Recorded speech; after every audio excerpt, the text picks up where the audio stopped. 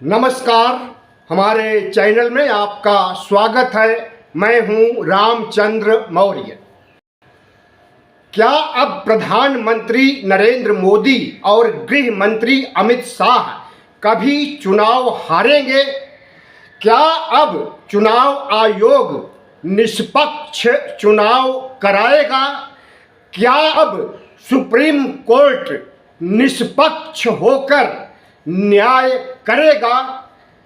क्या अब आरएसएस का कब्जा पूरे देश पर, संविधान पर, लोकतंत्र पर, शासन प्रशासन पर, हर जगह हो जाएगा?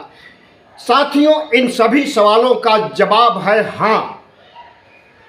प्रधानमंत्री नरेंद्र मोदी और शाह कभी चुनाव नहीं हारेंगे। चुनाव आयोग कभी निष्पक्ष चुनाव नहीं कराएगा और सुप्रीम कोर्ट का दृष्टिकोण भी सत्ता पक्ष को जिताने या सत्ता पक्ष के पक्ष में खड़े होकर न्याय देने का काम करेगा।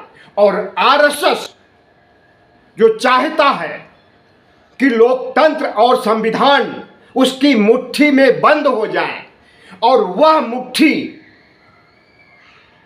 में बंद करने के बाद इन संस्थानों को, चाहे लोकतंत्र हो या संविधान, हमेशा हमेशा के लिए दफना देना चाहता है और अपने 100 सालों की मंशा पूरी करना चाहता है।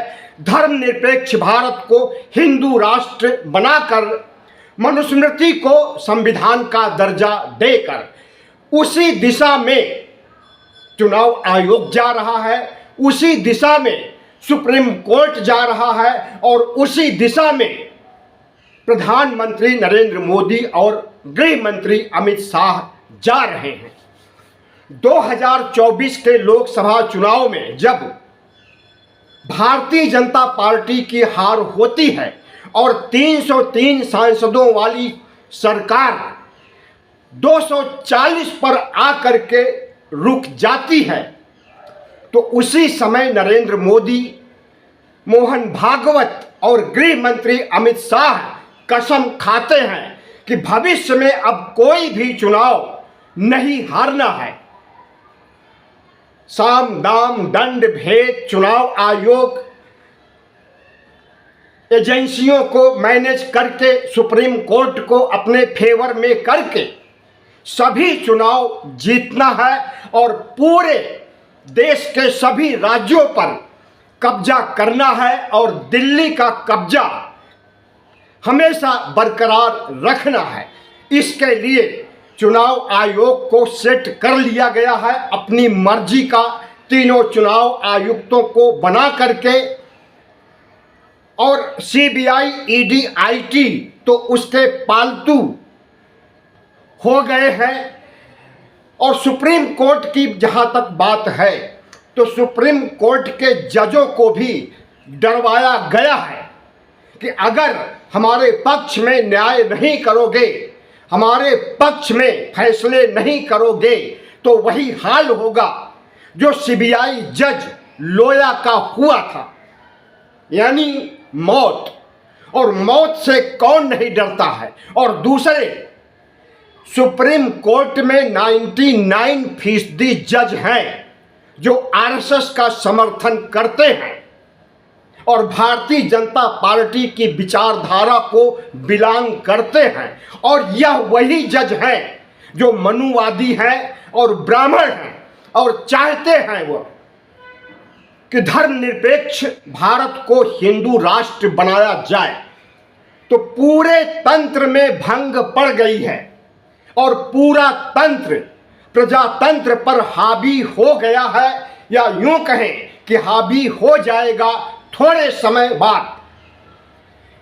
जो काम विपक्ष का है वह विपक्ष अपनी भूमिका नहीं निभा पा रहा है और सुप्रीम कोर्ट को तो पहले ही पंगु बना दिया गया है। उसी दिन देखने को मिला कि जब सुप्रीम कोर्ट हाथ खड़े कर देता है और कहता है कि जिन लोगों को एसआईआर की वजह से वोट देने का अधिकार नहीं मिल पाया है, वह अगले इलेक्शन में वोट दे देंगे। भारतीय लोकतंत्र के लिए, भारतीय न्याय व्यवस्था के लिए और सुप्रीम कोर्ट के लिए इससे बड़े बुरे दिन क्या आ सकते हैं कि सुप्रीम कोर्ट एक पार्टी के सामने सरेंडर कर जाए, गृह मंत्री प्रधानमंत्री के सामने सरेंडर कर जाए और उनके पक्ष में न्याय सुनाता रहे। और आज से नहीं, 2019 से जब अयोध्या का फैसला आया था तो उस पर सरकार की परछाई देखी जा रही थी और उसके बाद ऐसे दर्जन भर से ज़्यादा फैसले आए जिस पर सरकार का पक्ष लिया गया था। एक समय था जब सुप्रीम कोर्ट के 4 जज निकलकर सड़क पर खड़े हुए और कहने लगे कि लोकतंत्र खतरे में आ गया है, और किसी और को नहीं कटघरे में खड़ा किया था, भारत सरकार को, प्रधानमंत्री को कटघरे में खड़ा किया था। लेकिन वही जज जो सड़क पर आए थे उन्हें मैनेज करके उन्हीं से फैसले अपने पक्ष में लिए गए और उन जजों को, किसी को राष्ट्रीय मानवाधिकार आयोग का चेयरमैन बना दिया गया, किसी को राज्यसभा की सदस्यता दे दी गई और किसी को किसी अन्य बड़े पद पर बैठा दिया गया। तो सुप्रीम कोर्ट जिसका सबसे बड़ा कार्य क्षेत्र है संविधान की रक्षा करना, जिस तरह से SIR महाराष्ट्र से लेकर हरियाणा, बिहार, बंगाल और दिल्ली के चुनाव में SIR करके और क्षत्रपों को हराने का काम किया गया, सबको पता है कि SIR का मतलब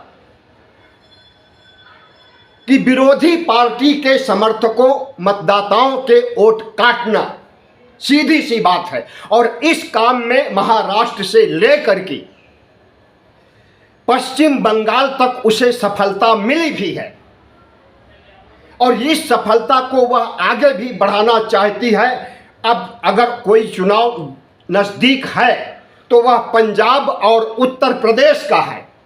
सबसे बड़ा राज्य उत्तर प्रदेश है और कहा जाता है कि उत्तर प्रदेश के रास्ते ही, लखनऊ के रास्ते ही चल करके केंद्र की सरकार यानी लोकसभा चुनाव होता है और प्रधानमंत्री की नियुक्ति की जाती है। तो उत्तर प्रदेश का महत्वपूर्ण चुनाव देखिएगा, हम गारंटी के साथ कहते हैं कि भारतीय जनता पार्टी जीत लेगी और बड़े मतों से, भारी मतों से जीतेगी। अखिलेश यादव को जो गुमान है कि उन्होंने 2024 में 37 लोकसभा सीटों पर कब्जा कर लिया था, तो 2024 वाली स्थिति 2027 में नहीं रहेगी। जिस तरह से उपचुनाव में भारतीय जनता पार्टी ने उत्तर प्रदेश के उपचुनाव में 6-7 विधानसभा चुनाव पर उसका कब्जा हो कर लिया था, धांधली करके, मैनेज करके जिस तरह से कब्जा कर लिया था, उसी तरह से लोकसभा की 80 में से कम 72-75 सीटों पर उसका कब्जा होगा।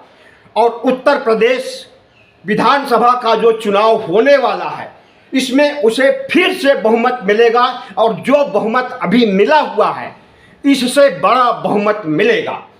जब SIR करके एक तरफा निर्णय चुनाव आयोग भारतीय जनता पार्टी के पक्ष में काम कर रहा है, भारतीय जनता पार्टी की शाखा के रूप में, RSS की शाखा के रूप में अगर चुनाव आयोग काम कर रहा है और अपने मालिक को, जिस मालिक ने उसकी नियुक्ति की है, उसको खुश रखने के लिए कुछ भी कर सकता है, तो विपक्ष को यह भ्रम नहीं पालना चाहिए कि अब उसकी जीत हो सकती है। खास करके बड़े राज्यों में, जहां तक केरला में उसकी हार हुई, जहां तक तमिलनाडु में उसकी हार हुई, तो वहां होना था, क्योंकि भारतीय जनता पार्टी का आधार रंच मत मात्र नहीं था। अगर वहां भी खेला कर देते तो इनका भंडाफोड़ तुरंत हो जाता और जनता सड़क पर आ जाती। जेन जी की क्रांति हो जाती, उससे बचने के लिए इन्होंने तमिलनाडु और केरला पर अपनी कुदृष्टि नहीं डाली, लेकिन बाकी राज्य जहां पर उन्हें अपनी सरकार बचानी है वहां पर बड़ा खेला करेंगे। और पंजाब जहां पर भारतीय जनता पार्टी की कभी सरकार नहीं रही है, इस बार देखिएगा, गारंटी के साथ हम कहते हैं कि वहां भारतीय जनता पार्टी का भगवा लहराएगा। ना कांग्रेस की सरकार बनेगी, ना आम आदमी पार्टी की सरकार बनेगी, और न पंजाबी पार्टियों की सरकार बनेगी। भारतीय जनता पार्टी का भगवा लहराएगा। और इसके लिए आरएसएस अभी से सक्रिय हो गया है, उत्तर प्रदेश में भी और पंजाब में भी। बिहार में किस तरह से इन्होंने चुनाव जीता, सब ने देखा है कि चुनाव चल रहा था और 10-10 हज़ार रुपए बांटे जा रहे थे। उन्हें पता था कि एंटी इनकम्बेंसी है, और राहुल गांधी ने वोट चोर गद्दी छोड़ का जो नारा लगाया है, इस सब को ध्वस्त करने के लिए 10-10 हज़ार रुपए के अलावा और कोई फार्मूला नहीं है। SIR पर भी भरोसा नहीं था, इसलिए 10-10 हज़ार रुपए दिया गया और चुनाव आयोग खामोश रहा, सुप्रीम कोर्ट भी खामोश रहा। अगर कहीं कोई गलती हो रही है और उससे संविधान लोकतंत्र प्रभावित तो हो रहा है, तो सुप्रीम कोर्ट को स्वतः संज्ञान लेने की छूट संविधान दे रखा है। लेकिन सुप्रीम कोर्ट भी देखता रहा और चुनाव आयोग धांधली पर धांधली करता रहा, कुछ नहीं हुआ, चुनाव जीत गए। तो वही सब प्रक्रिया निकट भविष्य में होने वाले सभी राज्यों पर अपनाई जाएगी। और जिस दिन 29 राज्य, भारत के 29 राज्य भारतीय जनता पार्टी की झोली में आ जाएंगे, उस दिन इनका हिंदू राष्ट्र बनाने का सिलसिला शुरू हो जाएगा। क्योंकि हिंदू राष्ट्र बनाने के लिए संविधान के प्रावधान को खत्म करने के लिए 2/3 बहुमत होना चाहिए लोकसभा में, राज्यसभा में और 2/3 राज्यों में। और जब 100% राज्य इनके कब्जे में आ जाएंगे और 2/3 से अधिक लोकसभा राज्यसभा में इनके सदस्यों की संख्या हो जाएगी, तो संविधान को हटाने में इन्हें कोई अड़चन नहीं आएगी। और जब संविधान हट जाएगा तो मनुस्मृति को संविधान बनाने में भी कोई संकट नहीं आएगा और लोकतंत्र तो खत्म हो ही जाएगा। अभी जर्जर हुआ है और कुछ वर्षों तक, यानी 2029-30 तक संविधान जड़ से खत्म हो सकता है। अब यह कहना बेईमानी रह गया है कि हमारे देश में लोकतंत्र और संविधान की जड़ें बहुत गहराई तक हैं। अब तो यह कहने का समय आ गया है कि लोकतंत्र और संविधान 4 दिन का मेहमान रह गया है। जैसे ही भारतीय जनता पार्टी को लगेगा कि पूरे भारत पर उसका कब्जा हो गया है, धांधली करके चुनाव आयोग के जरिए और सुप्रीम कोर्ट के निष्पक्ष न होकर के पक्षपातपूर्ण रवैये से दिए गए फैसले, जितनी एजेंसियां हैं वह सब अगर भारतीय जनता पार्टी का साथ दे रही हैं और आगे भी देना पड़ेगा, तो भारतीय जनता पार्टी का रथ किसी भी राज्य में नहीं रुक सकता है। और अमित शाह और प्रधानमंत्री नरेंद्र मोदी 2024 हारने के बाद जब शपथ लिया कि अब कहीं नहीं हारेंगे, कभी नहीं हारेंगे, और इसके लिए जो कुछ भी करना पड़ेगा करेंगे, संविधान विरोधी संविधान के पक्ष में, लोकतंत्र विरोधी लोकतंत्र के पक्ष में, जो भी करके हमें विजय हासिल होगी वह सब कुछ करने के लिए तैयार हैं। इनके पास अकूत धन है, चुनाव जीतने की मशीनरी है, पूरा तंत्र है। इनका चुनाव जीतने का तंत्र लोकतंत्र पर भारी पड़ गया है।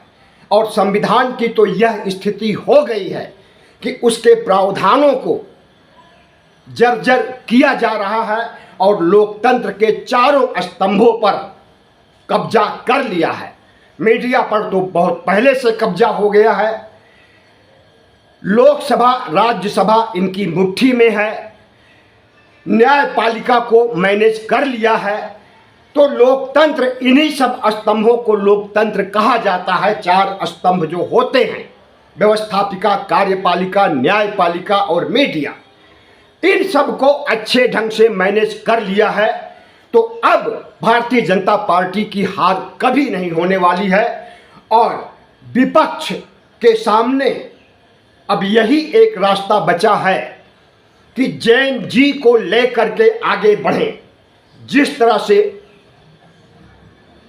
बांग्लादेश में जैन जी ने तख्ता पलट किया, जिस तरह से नेपाल में जैन जी ने तख्ता पलट किया और जिस तरह से श्रीलंका में जैन जी ने तख्ता पलट किया, कुछ उसी फार्मूले पर चल करके भारत के लोकतंत्र को नरेंद्र मोदी के चुनाव तंत्र से लड़ना पड़ेगा। पूरी मशीनरी से, पूरे राज्य से लड़ना पड़ेगा, तभी लोकतंत्र बचेगा। हमें तो नहीं लगता कि अब लोकतंत्र बचेगा, न संविधान बचेगा, न लोकतंत्र बचेगा। आरएसएस का 100 साल का सपना पूरा होने वाला है और जिस तरह से विपक्ष एक नपुंसक की भूमिका निभा रहा है, यह भी बहुत दुर्भाग्यपूर्ण है। आरएसएस की पैठ हर पार्टियों में है। भारतीय जनता पार्टी में ज़्यादा है, लेकिन कांग्रेस में भी कम नहीं है। और यह बात राहुल गांधी को पता है कि आरएसएस की पैठ कांग्रेस में है और आरएसएस संविधान को ख़त्म करना चाहता है, लोकतंत्र को ख़त्म करना चाहता है और धर्मनिरपेक्ष भारत को हिंदू राष्ट्र बनाना चाहता है। तो जब राहुल गांधी को पता है कि आरएसएस के एजेंडे उनकी ही पार्टी के लोग साबित करने के लिए, नरेंद्र मोदी का साथ देने के लिए 24 घंटे तैयार बैठे हैं और जब मर्जी किसी भी नेता को तोड़कर अपने पक्ष में, अपनी पार्टी में मिला लेते हैं। ऐसे में कांग्रेस पार्टी और उसका शीर्ष नेतृत्व बौना साबित हो रहा है। उसके पास अब कोई रोड मैप नहीं है कि लोकतंत्र को, संविधान को बचाया जा सके। तो साथियों, आज का ये वीडियो रहा, कैसा रहा कमेंट में ज़रूर बताइए और चैनल को सब्सक्राइब कीजिए, लाइक कीजिए, शेयर कीजिए।